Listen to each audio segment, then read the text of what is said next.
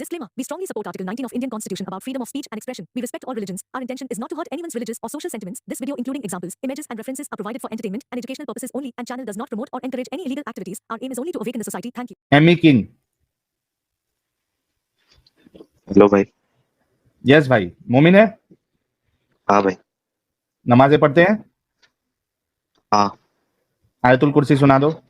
Normal हैं? की किरत के साथ मतलब किरत के साथ सुना दो प्यारे भाई। माशाअल्लाह, अच्छी बात है। अऊज़ु बिल्लाहि मिनश शैतानिर रजीम बिस्मिल्लाहिर रहमानिर रहीम अल्लाहु ला इलाहा इल्ला हुवल हय्युल क़य्यूम ला तअख़ुज़ुहु सिनतुन वला नौम लहु मा फ़िस समावाति व मा फ़िल अर्ज़ मन ज़ल्लज़ी यशफ़अु इंदहु इल्ला बिइज़निही यअलमु मा बैना अयदीहिम व मा ख़ल्फ़हुम व ला युहीतूना बिशैइन मिन इल्मिही इल्ला बिमा शाअ वसिअ कुर्सियुहु अस्समावाति वल अर्ज़ वला यऊदुहु हिफ्ज़ुहुमा वहुवल अलिय्युल अज़ीम। माशाअल्लाह, बड़ा जबरदस्त, बहुत जबरदस्त, एक नंबर। कभी सीखे ये? बहुत टाइम से भाई। अच्छा, अभी है मुसलमान के छोड़ दिया इस्लाम? वो अभी मतलब स्ट्रीम देखता हूँ आप लोगों की। कब तक रहने का इरादा है? अभी तो फिलहाल स्ट्रीम देख रहा हूँ मैं और कब से देख रहे हो? काफी टाइम हो गया, मतलब बहुत ज्यादा टाइम हो गया हालांकि। तो प्यारे भाई एमी किंग साहब, आपने, जाहिर सी बात है, साजिद ये आइकन चेंज कर ले यार। तुम्हारी किरत सुन के देखो साजिद भी आ गया। साजिद को भी पसंद आई होगी, बहुत अच्छे से आपने किरत की। तो मैं ये कहना चाह रहा था कि आपने अगर ये सीखा है तो जाहिर सी बात है कि आप बहुत ज्यादा इंटरेस्टेड थे इस्लाम में। और दो वजह हो सकती है, या तो आपने मदरसे में पढ़ाई की है, और अगर मदरसे में आपने पढ़ाई नहीं की है, जैसे आमतौर पे जैसा नॉर्मली जाके सीखते हैं, तो आपने भी जी। बहुत मेहनत की और आप बहुत इंटरेस्टेड थे इस्लाम में। दो में से कौन सी बात सही है मेरी? मतलब मैं यूट्यूब पे मतलब जो कारी होते हैं मतलब उनको बहुत कॉपी करता था। मैं नात वगैरह बहुत पढ़ता हूँ। मेरे जैसा ही, तो मतलब कि बाद में हाँ इंटरेस्ट जागा और इसको सीखा, तजवीद को सीखा आपने। जी भाई। अच्छा, उससे पहले साजिद का वेलकम कर दूं। साजिद, स्वागत है आपका। बहुत बहुत शुक्रिया। कंटिन्यू रखें। ये भाई आए अपना मोमिन भाई हैं या एक्स मुस्लिम हो गए हैं? नहीं, अभी तक है। वही, आई एम श्योर कि अगर इनका थोड़ा भी दिमाग चलता होगा तो इस्लाम छोड़ के जाएंगे आज। तो बिल्कुल। एमी साहब, आप इंटरेस्टेड थे और आपने कई सारी कारियों की किरत सुनी। आप नात भी पढ़ते थे, यानी आप बरेलवी फिरके से आपका ताल्लुक है? जी। ओके। कितने महीने से आप देख रहे हैं लगभग चैनल? महीना नहीं, मतलब साल होने को आ गए। साल होने आ गए। तो प्यारे भाई, साल होने आए हैं, इसका मतलब आपने कई सारे टॉपिक हमने इस साल में कवर किए लास्ट ईयर में। तो आपने अक्सर टॉपिक तो आपने देखे ही होंगे, फिर क्रॉस चेक भी किया होगा। मैं क्रॉस चेक नहीं किया भाई। मैं सिर्फ स्ट्रीम में मतलब सुनता था और मतलब अभी भी सुनता ही हूँ। लेकिन कंफ्यूजन बहुत रहती है भाई। मतलब जब ओके। स्ट्रीम आप लोगों की देखता हूँ तो पता नहीं अजीब सा मतलब क्या प्रॉब्लम है कि कुछ रियल लाइफ में कुछ बुरा हो जाता है। आई डोंट नो व्हाई भाई। सब अच्छा, आपके साथ बुरा हो जाता है? हाँ भाई, तो डर लगने लगता है मतलब यार। ओके, लेकिन बातों से आपके क्या समझ में आया? बातें मतलब लॉजिकल लगती है और जो एग्जांपल्स भी देते हैं ना तो वो लॉजिकल लगता है और कन्विंस भी हो जाता हूँ कभी कभी, लेकिन फिर बाद में वही हो जाता है कि कुछ बुरा हो जाता है और आपके साथ? हाँ, ओके। बुरा हो जाता है और मतलब कुछ अनईजी फील होता है इसके लिए। ओके, मैं आपको ना, आप मुझे एग्जैक्ट आपने अपना डिग्री नहीं बताना है मुझे, तो सिर्फ इतना जी बताना है कि कहाँ तक आपने पढ़ाई की है। मैं अभी चल रही है पढ़ाई मेरी। ओके, मतलब ग्रेजुएशन कर रहे हैं आप या पोस्ट ग्रेजुएशन कर रहे सेकेंड ईयर 14th। हैं? ओके, डन, कोई प्रॉब्लम।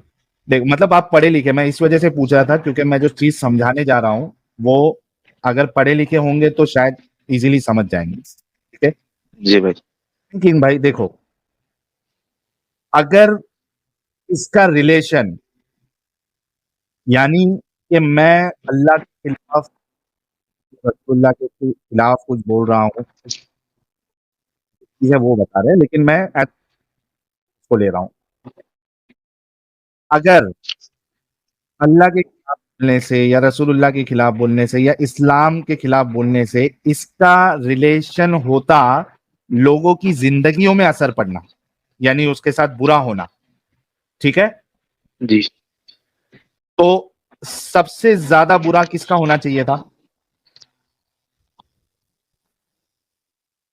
मतलब यानी इसका डायरेक्ट रिलेशन हमारी जिंदगियों में है कि आपकी जिंदगी में सब उल्टा होने लग जाता है, नुकसान होने लग जाता है। तो सबसे बड़ा जो इसका इफेक्ट है वो किस पे होना चाहिए था? मुझ पर। हाँ, मुझ पर। नहीं, आप तो सिर्फ सुन रहे हैं ना।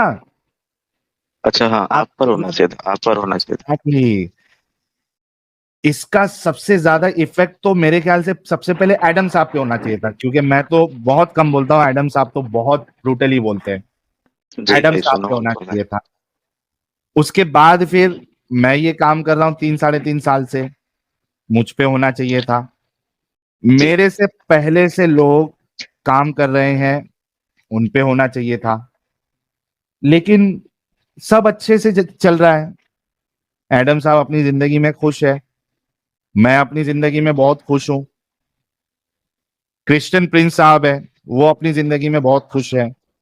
मेरी लाइफ थोड़ी सी इसी वजह से प्रॉब्लमेटिक है क्योंकि मेरी आइडेंटिटी रिवील होती है। अगर मेरी आइडेंटिटी जी। रिवील जी। नहीं होती तो जो जो थोड़ी प्रॉब्लमेटिक मेरी लाइफ है वो भी एकदम अच्छे से चल रही होती है ना। हाँ। तो आप खुद इस बारे में सोचो कि अगर इसका कोई कनेक्शन होता तो जितने लोग इस चीज में इन्वॉल्व है वो सारे प्रॉब्लम्स में होते हैं, लेकिन ऐसा नहीं है। सब लोग जो है वो अच्छे से जी रहे हैं। और आप फिर इस साइड वाला मामला देखिए, जो इंसान नमाज पढ़ रहा है, अल्लाह की इबादत कर रहा है, दीन की तबलीग कर रहा है, उसको परेशानी में होना ही नहीं चाहिए था।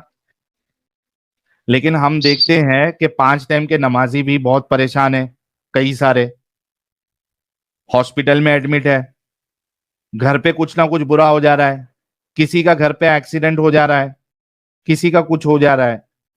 यानी बताने का मकसद ये है कि हमारी लाइफ में जो कुछ हो रहा है उसका कोई रिलेशन नहीं है कि हम अल्लाह और उसके रसूल के बारे में क्या सोचते हैं, नहीं सोचते हैं।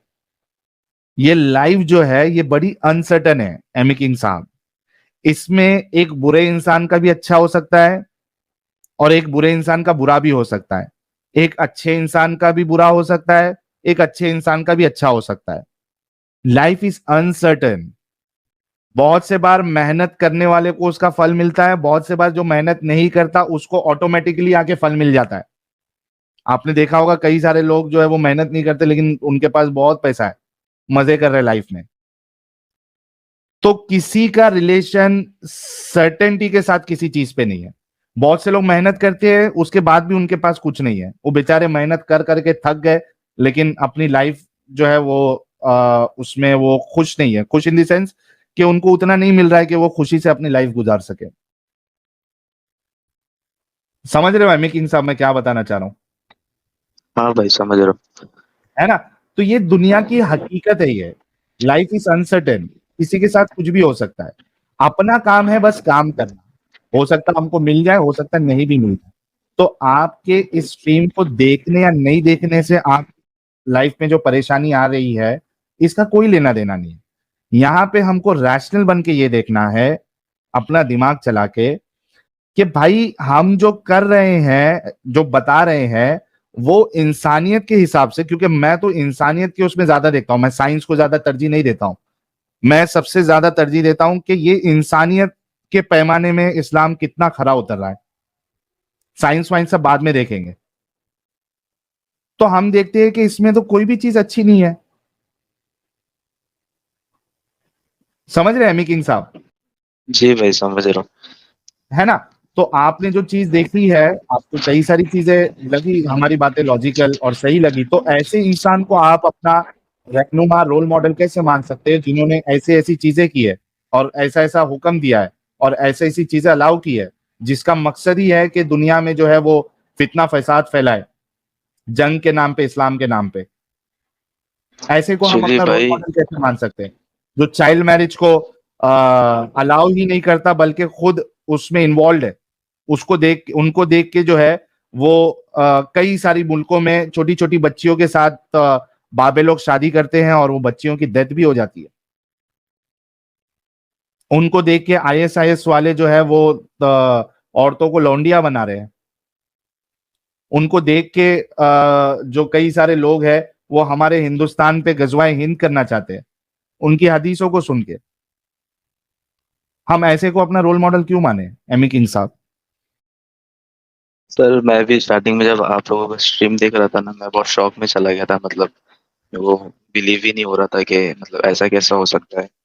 और स्टार्टिंग से मतलब जिसको मतलब माने हैं और सब कुछ, मतलब जहाँ पर मतलब प्रोग्राम भी होते थे वहां पर दुआ होती तो रो रो कर दुआ करना, और ये सब तो मतलब एक शॉक हो गया था कि मतलब ऐसा कैसा हो सकता है। तो उस वजह से भाई आप यकीन नहीं मानेंगे, रमजान के टाइम पे अच्छा एमी किंग भाई, जरा सा माइक से अपना मुंह ना दूर रखिए, सांस की आवाज बहुत तेज है। हाँ थोड़ा डिस्टरबेंस आ रहा है। Okay okay. साहिल भाई, आपने कहीं गीता वगैरह तो नहीं पढ़ लिया आज? क्यों? अरे इतने शुद्ध शुद्ध प्रवचन आपके आ रहे हैं, वाह जी वाह, क्या बात है। देते रहे नहीं देते रहे। अच्छे भाई है ना, लॉजिकल भाई है, थोड़ा सा इनका दिमाग खुल जाएगा ना तो कैसा है, दुनिया बेहतर बनाने के लिए बूंद बूंद से समंदर भरता है ना भाई। तो बिल्कुल। ये जो एक्स मुस्लिम्स आ रहे हैं अभी बूंद बूंद है, इसमें जितने बूंद ऐड होते जाएंगे समंदर बनता जाएगा, है एग्जैक्टली। ना। तो एमी किंग साहब, ये जो आपकी जो कैफियत थी, वो खौफ से, अल्लाह के खौफ से रोना, ये हमने भी बहुत किया है भाई। अक्सर जो है रमजान में रोया करते थे, गुनाहों से माफी, कब्र के अजाब से बचने के लिए अल्लाह से रोना धोना, ये सब हमने भी किया है प्यारे भाई। लेकिन ये सब चीज इमोशनल होती है, और बहुत से बार इमोशन जो है ना, वो इमोशन में आदमी लॉजिकल नहीं रहता है, वो बहक जाता है। तो ये जो फेज है वो हमने भी किया है, लेकिन जब आपको हकीकत पता चली तब आपको पता चला कि यार ये क्या, किस लिए रो रहा था मैं, ये तो कोई सेंस ही नहीं बनाता। मेरे रोने या नहीं रोने से मेरी लाइफ में क्या फर्क पड़ रहा है? कुछ भी नहीं, घंटा नहीं। ये तो मेरी मेहनत करने से फर्क पड़ता है, या बहुत सी बार मेहनत करने के बाद भी फर्क नहीं पड़ता। समझ रहे हैं एमी किंग साहब? जी भाई समझ रहा हूँ सब। तो क्यों रहना है ऐसे कल्ट में आपको? हालांकि आप सोचो कि हमारी तो आधी जिंदगी गुजर गई, जी 30 के ऊपर हमारी जिंदगी चले गई। आप अभी सेकेंड ईयर में है तो आपके पास तो पूरी जिंदगी है, क्यों इस जिंदगी को वेस्ट करना चाहते हैं? 5 टाइम की नमाज पढ़ के क्या मिल जाएगा? सर, हो सकता है कोई मैं वही आगे बहुत जाके, कंफ्यूजन में था अगर वही। आगे जाके हो सकता है कि वो तुम्हारी जब शादी विदी हो जाएगी, तुम अगर समझो ऐसी है, शादी विदी कर लोगे, हो सकता है तुम्हारे बच्चे को कोई जिहादी बना देगा, एक्सट्रीमिस्ट बना देगा। तो क्यों रहना चाहते हो? कोई एक सॉलिड वजह बताओ जिसकी वजह से आप इस्लाम में रहना चाहते हैं, उसी पे बात कर ले। सर वही जैसा आपको बताया ना मैंने जहन्नम का खौफ ना। कि हाँ, खौफ खौफ बहुत ज्यादा, और कुछ बुरा हो जाए तो फौरन दिमाग उस तरफ चले जाता है कि नहीं, मतलब उसका ये तो मैंने अजाब आ जवाब गया दे कुछ दिया। ऐसा।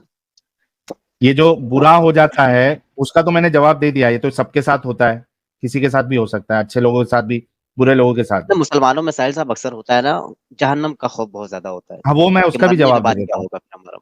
अच्छा उसका ओके। भी जवाब दे देता हूँ। देखो एमी साहब, जी भाई। क्या आज तक आपको जहन्नम के बारे में, या मरने के बाद वाली जिंदगी कहते हैं ना, आखिरत की जिंदगी, इसमें जन्नत जहन्नम कब्र के अजाब ये सारी चीजें आ जाती है, राइट? जी जी। क्या आपको आज तक ऐसे शख्स ने मरने के बाद वाली जिंदगी बताई हो जो ऑलरेडी मर चुका हो? नहीं, किसने बताई? किसी ने नहीं, मतलब हाँ, मतलब मस्जिदों में ही बताया, मतलब ऐसा होता है वैसा होता है। जिंदा लोगों ने बताई ना, मरने वाला तो आके कभी किसी को नहीं बताया, मेरे मरने के बाद मुझे ये 3 सवाल हुए थे, मेरे को जो है चाबुक और हंटर से लेके मारा जा रहा है, सांप बिच्छू ढस रहे हैं। आपने कभी मरने वाले से देखा है, सुना है कभी ये? नहीं। नहीं। तो ये सारी चीजें आपको वो लोग बताते हैं जो मरे नहीं। हाँ, अगर मरने के बाद वाला कोई आके कब्र में से बोल दे उठ के तो अपन मान लेंगे। मसला ये है कि कभी भी एमी साहब जी। लोगों को कंट्रोल में रखने के लिए दो चीजों की जरूरत पड़ती है, एक डर और दूसरा है लालच। और इस्लाम ने ये दो चीज का सहारा बड़े जबरदस्त तरीके से लिया है। नमाज पढ़ोगे तो आपको ये चीजें मिलेगी, जन्नत मिलेगी, उसमें हूरें मिलेगी, शराब की नहर और वो दूध की नदियां, शहद की नहर। अगर नमाज नहीं पढ़ोगे तो इतने इतने साल तक तुमको चाबुक पड़ेंगे, जलाया जाएगा। आप समझ रहे? जी लालच भाई। और डर दोनों। जिहाद में मारे जाओगे, सीधा जन्नत, वहां पे परिंदे बन के उड़ोगे एज ऑफ नाउ, और उसके बाद फिर आपको पूरे मिलेंगे। लालच, नहीं जाओगे मुनाफिक मरोगे, और मुनाफिक को जो है वो एकदम नीचे जलाया जाएगा। डर। तो दो चीज का सहारा लिया गया है प्यारे भाई।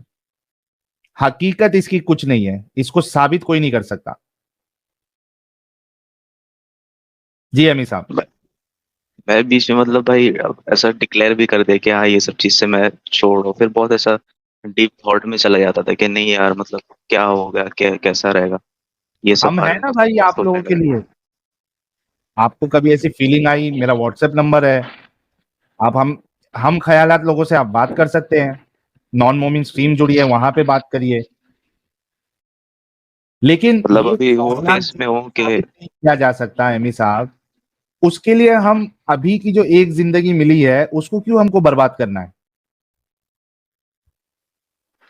भाई अगर मतलब ये सब जो थॉट्स है तो उसके लिए कोई मुझे स्ट्रीम रिकमेंड कर दे, या तो कोई ऐसी बुक है जिससे मतलब ये थॉट पूरे क्लियर हो जाए, मतलब देखो अगर कुछ। मैं आपको ये बोल सकता हूँ, मतलब मैं तो यही कहूंगा कि आप अपना दिमाग चलाओ, साइंटिफिक वीडियोस देखो। लेकिन मैंने जो कुछ वीडियोस रील्स में सुनी है और मेरे को बड़ी जबरदस्त लगी, वो है ओशो की बातें। ठीक है, तो थोड़ा सा ओशो को सुनो आप। आ, और बाकी तो अपना दिमाग लगाना ये जरूरी है। ओशो की भी कोई बात अगर लॉजिक से टकराए तो उसको नहीं मानना चाहिए। बाकी उसकी कुछ कुछ बातें मैंने सुनी है, मेरे को बहुत जबरदस्त लगी वो पर्सनालिटी, और बहुत भारी बोलता है। तो ओशो वो मैं तो आपको भारी बोल यार, सकता हूँ, लेकिन मेन चीज जो है वो अपना दिमाग लगाना है भाई। लेकिन ओशो की हर बात पे एतबार नहीं करना। हाँ, कुछ बातें उसकी छोड़ने वाली भी रहती हैं। Backup personality. अच्छा, ये जैसे कि इन्होंने बताया कि ये बरेलवी भाई थे, तो ये ऐसे बेवकूफ लोग होते हैं मुसलमानों में, सबसे बेवकूफ कैटेगरी में ये होते हैं बरेलवी। सबको नहीं कहता, कुछ पढ़े लिखे भी होते हैं लेकिन उनका दिमाग चलता नहीं है। भाई इसको जरूर फॉलो करते होंगे जो ये मैं दिखला रहा हूँ। अच्छा, जरा इसको। अरे ये तो चीख मारू पाशा ही है। हाँ हाँ। अहमद नक्शबंदी है ये। हाँ, चीख मारू पाशा ही है। हाँ, इसको कैसे, अरे यार कहाँ भाग जाता है ये। अरे ये किधर है? लगता है साहिल कोरेगांव पार्क जाके आए। ये किधर है भाई? नहीं मालूम। मेरे को बस 6-7 रील्स आई थी, मेरे को उतने में वो भारी लगा। बाकी मैंने ज्यादा जो है ना वो सुना नहीं है उसको। इसी वजह से मैंने पहले ही बोल दिया था कि मैं सिर्फ वो थोड़ी बहुत रील्स देखा हूँ, और ज्यादा मुझे नहीं मालूम है। अपना दिमाग अपने को चलाना है, वो ज्यादा जरूरी है। हाँ, हाँ हाँ। लगाओ। अच्छा देखें, जब इनसे कब्र के बारे में पूछा गया, शेख अब्दुल कादिर जिलानी के कब्र का वाकया बताएंगे, कब्र में शेख अब्दुल कादिर जिलानी के साथ हुआ क्या। और भाई भी इसको फॉलो करते होंगे, इस बातों को, इन बातों को अगर इन्होंने छोड़ दिया हो। अब हो सकता है इनको बेवकूफ लगती हो ये सब बातें। खैर के। तो अब इख्तिबासुल किताब, इख्तिबासुल अनवार किताब में ये वाकया लिखा हुआ है, मगर अब ये वाकया बाजू वालों के वास्ते नहीं है, ये गौसे पाक के गुलामों के वास्ते है। हाँ हाँ हाँ। बाजू वाला इसके गौसे हाथ का वो भी देखते रहना ऊपर तक नहीं सकता साजिद। तो जमीन के अंदर हाँ हाँ हाँ, इसके हाथ का स्टाइल भी देखते रहना। हाँ हाँ। जाने के बाद क्या समझेंगे, क्योंकि ये बात खबर की है। तो गौसे पाक सरकार के ताल्लुक से आता है। सरकार गौसे पाक रजी अल्लाह तआला अन्हु पर्दा फरमाए, इंतकाल हुआ गौसे पाक सरकार का। हाँ। आपको कब्र शरीफ में मज़ार अक़दस में लिटा दिया गया, कब्र शरीफ बंद हो गई, फरिश्ते आए, आकर कहने लगे मन रब्बू का, गौसे पाक से सवाल कर रहे मन रब्बू का। गौसे पाक सरकार ने कहा क्या तुमको आदाब नहीं मालूम? वाह, हाय हाय हाय। अच्छा ये बता कौन रहा है? ये फिर कब्र में सवाल हो रहा है, फरिश्ते आ रहे हैं, बता कौन रहा है बात? पता नहीं, इसको अलग मतलब से बताइए। एमी साहब आपको ये बताया जा रहा है कि किस तरीके से ये लोग बेवकूफ बनाते हैं। हाँ, जी भाई। ऐसे लोग उसपे नारा लगाने वाले भी हैं, उस पे पैसा भी लुटाएंगे इनकी बातों पे, इतने हाँ। जाहिल लोग। के बात करने से पहले सलाम किया करो। हाय हाय हाय हाय, मेरे गौस की हुकूमत तो देखो। मेरा गौस सिर्फ इंसानों पे राज नहीं, खबर के अंदर फरिश्तों पे भी राज खबर के अंदर। मेरे प्यारे बुजुर्ग और दोस्तों, ये महबूब सुबहानी है, ये कुतुब रब्बानी है, ये पीरे लासानी है, हाय हाय हाय, ये पीराने पीर रोशन जमीर दस्तगीर है। वाह जी वाह। नहीं, ये बाजू वाला इनको इन्हें बाप कुछ नहीं माना, गौस को क्या मानता इन्हें? इसकी लाइट लो, छोड़ो इसको। तो मेरे गौसे पाक सरकार फरिश्तों से कहने लगे बात करने से पहले सलाम किया करो, अदाब नहीं मालूम? तो फरिश्ते अदब से खड़े होकर इनको आके जो भी लिखा है, जो लिखा है जिसने किताब में, जैसे कि वो गौसे पाक जो है वो कब्र में से उसको लाइव अपडेट दे रहे थे। हाँ भाई देख, मेरे साथ ये हो रहा है, अब ये पूछने आया सवाल, मैं इसको ये जवाब दे रहा हूँ, लिख ले, फिर बाद में आने वाले लोगों को बता देना कि मेरे साथ ऐसा ऐसा हुआ। जैसे कि मूसा ने थप्पड़ मारा था, जब मलकुल मौत आए रूह निकालने के लिए, यमराज जी, तो मूसा ने एक थप्पड़ मारा और मलकुल मौत की यमराज जी की आंख छटक गई। वाह है जी वाह वाह। इससे पता ये भी चलता है कि जो फरिश्ते होते हैं वो नूरी नहीं होते, वो फिजिकल होते हैं। अब्दुल कादिर आप पर सलाम। तो आपने सलाम का जवाब दिया। जवाब देते ही फिर फरिश्ते पूछे मन रब्बू का। तो गौसे पाक ने कहा पहले मेरे सवाल का जवाब दो, फिर मैं तुम्हें तुम्हारे सवाल का जवाब देता हूं। बोले अब्दुल कादिर आपके क्या सवाल हैं? कि जब अल्लाह रब्बुल इज्जत ने इंसान की तख्लीक की, आदम की, उस वक्त तुमसे कहा था कि मैं अपना खलीफा तैयार कर रहा हूं, खलीफा बना रहा हूं, तो तुमने जवाब में कहा नहनु नुसब्बिहु बिहम्दिका व नुक़द्दिसु लक। ऐ अल्लाह हम तेरी इबादत के लिए हैं, तेरी तस्बीह करेंगे, तेरा जिक्र करेंगे। मौला तू इंसान को क्यों पैदा कर रहा है? ये दुनिया में जाके कत्ल करेंगे। जब रब ने तुमसे मशवरा किया तो तुमने हाथ जोड़कर मेरे मौला तू जो करता है वो अच्छा करता, तुमने ऐसी बात क्यों नहीं कही? रब को मशवरा कैसा दिया?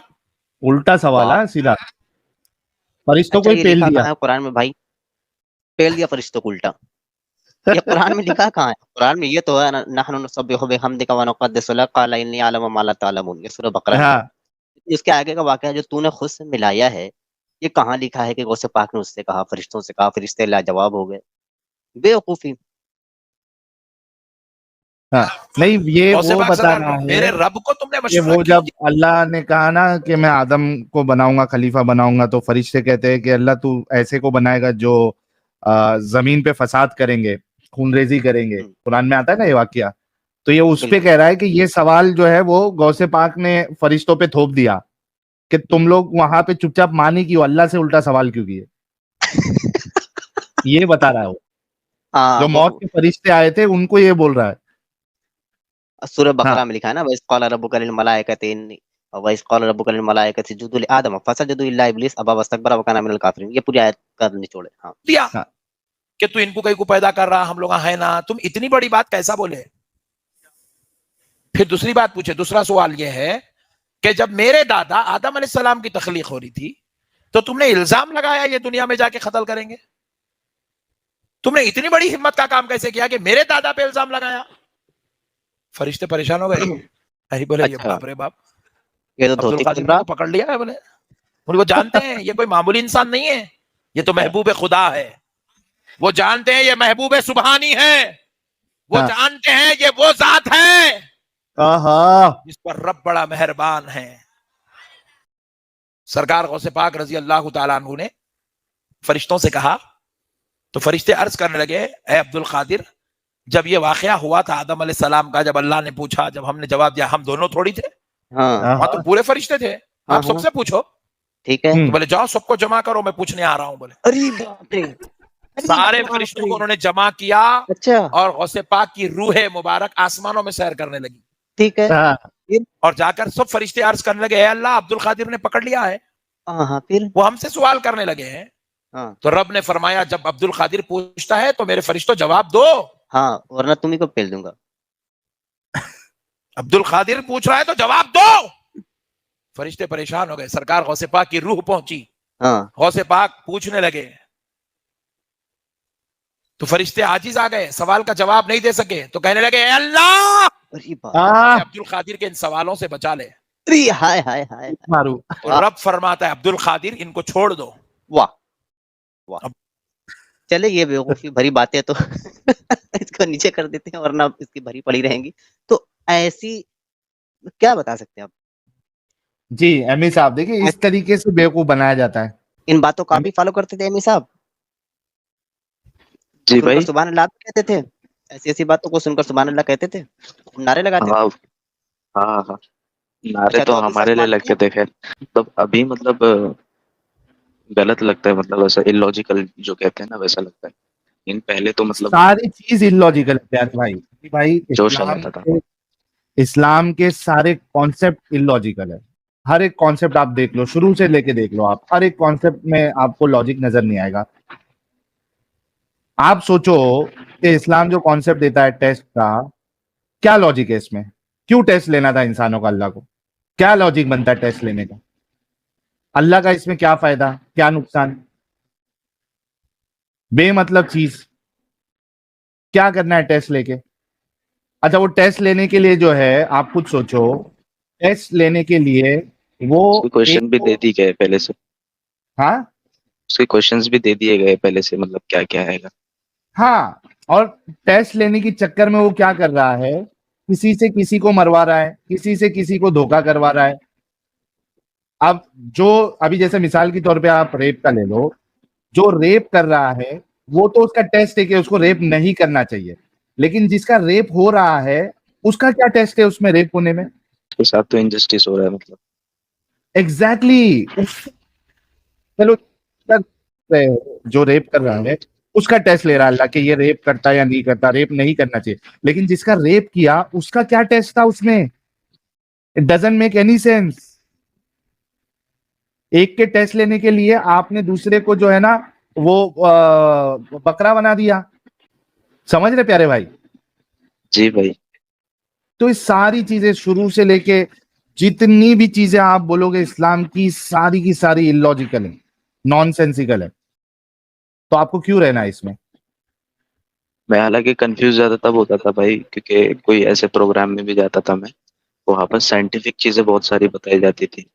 कि एक साइंटिस्ट ने मतलब रिसर्च किया था, तो जो जो पढ़ के दम करते हैं, जैसा आपको पता होगा ना, जो पानी में फूँकते हैं, हाँ तो बोले उसमें एक ऐसी वेव क्रिएट होती है, जो कि वो हाँ। पानी में असर करती है और बंदा शिफ़ा पा जाता है। अच्छा एक बात बताओ मुझे प्यारे भाई, अगर पानी में फूकने से कुछ एक वेव क्रिएट होती है और शिफा मिल जाता है, तो हॉस्पिटल की तो फिर जरूरत ही नहीं पड़ना चाहिए। हाँ, सही बात है। वो सारे लोग जो है पानी पी पी के ही जो है फूके, वो पानी पियो और मामला खत्म। होता है ऐसा? ये जो फूक मारता है वो हराम का पिल्ला भी जब बीमार पड़ता है तो डॉक्टर के पास ही जाता है वो। जी भाई। उसको भी समझ में आता है यहाँ फूक काम नहीं करेगी, यहाँ पे पहले डॉक्टर के पास जाना पड़ेगा।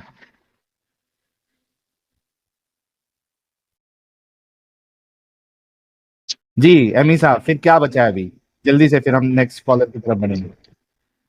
जी भाई, आप नेक्स्ट कॉलर ले लीजिए, मतलब मैं वैसे भी थोड़े दिन का ही मेहमान हूँ। उसके बाद क्यों? मतलब कहाँ?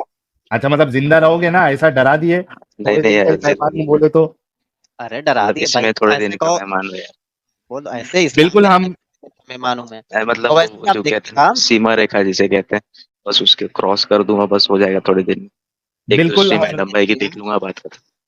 एमी साहब और हम इंतजार करेंगे कि आप जो है, जो मैंने जितनी चीजें बताई है, आप उस पर गौर व फिक्र करेंगे और एक दिन आके जो है जल्द से जल्द हमको बताएंगे कि हाँ भाई अब मैं पूरी तरीके से मुतमईन हूँ और मैं इस चीज से निकल रहा हूँ। जी भाई, मैं समझ गया इसको। ओके। ठीक है, साजिद कुछ कह रहा था। नहीं, वो जब मैंने कही थी तो बात ही खत्म हो गई। मैं कह रहा था कि इतना शोर आ रहा है ना। अच्छा, मैं म्यूट कर देता हूँ भाई को। ठीक है, भाई चलिए, देखिए थैंक यू सो मच। अच्छे भाई है एमी साहब, और हाँ, बहुत अच्छे से इन्होंने किरत की। और ये तो मतलब समझिए कि एक्स मुस्लिम हो ही चुके हैं, लेकिन इनको फिर भी थोड़ा वक्त चाहिए, तो हम इनको वक्त देते हैं, और पूरी उम्मीद है कि ये जल्द से जल्द हमारे पास जरूर आएंगे। Thank you so much Amy King साहब। थैंक यू भाई, thank bye bye. Take care. सारा पानी साहब कह रहे इनके लिए मुरझाए फूल। नहीं, वो कली रेडी रखो ताकि वो कली खिल जाए, और खिलने के बाद फिर जो है ना, वो खिली हुई कली इनको देंगे हम। हाँ, थोड़ा-थोड़ा पानी देते रहो उसमें, हाँ, पूरा थोड़ा गुलाब थोड़ा की देते जल रहो। चलिए, कुछ सुपर चैट्स लेते हैं, उसके बाद नेक्स्ट कॉलर नोमैडिक अक्षय साहब कह रहे अल्लाह ड्रीम 11 मोमिन की टीम बना के लड़ता है। बिल्कुल सर। साहिल साहब कह रहे साजिद भाई कुछ सुना दीजिए, big fan of your voice. Stream close भाई इस करते वक़्त करते सुनवा नहीं, देंगे। अभी रात में सुनाना मेरे लिए ज़रा मुश्किल हो रहा है। दिन की स्ट्रीम अरे होती तो मैं हाँ, कोशिश करता। हाँ, उसके लिए सॉरी। जैन ई साहब कह रहे ओशो की सारी बातें गहरी होती है, साजिद असहमति से पहले उनकी बातों को समझने के लिए ध्यान में उतारना होगा, आपको टाइम लगेगा। थैंक यू सो मच जैनी साहब। Once again, everyone can have different views about anyone, तो जिनको उनकी बातें समझ में आती है उनके लिए भी ठीक, जिनको नहीं समझ में आती है उनके लिए भी ठीक। राहुल, ऐसा तो है नहीं कि वो नबी है, उनकी नहीं मानोगे तो जहन्नम में भेज दिया जाएगा, है ना? तो बिंदास वैसे आप मान भी सकते हैं। मैं खुद बहुत पसंद करता हूँ ओशो को, और बहुत सारी बातों से मुझे लगता है कि यार ये ऐसा फ़लसफ़ा लाते कहाँ से हैं? गज़ब की बातें करते हैं। कुछ बातें हम्म। ऐसी हैं कि एग्री नहीं करता मैं। राहुल ओरी साहब कह रहे हैं हे साहिल भाई, thank you so much Rahul ओरी साहब। विकास शाह कह रहे दीवान टोडरमल जैन थे, दुनिया की सबसे महंगी जमीन खरीदी थी टोडरमल जैन ने, जैन समुदाय के थे। Thank you so much.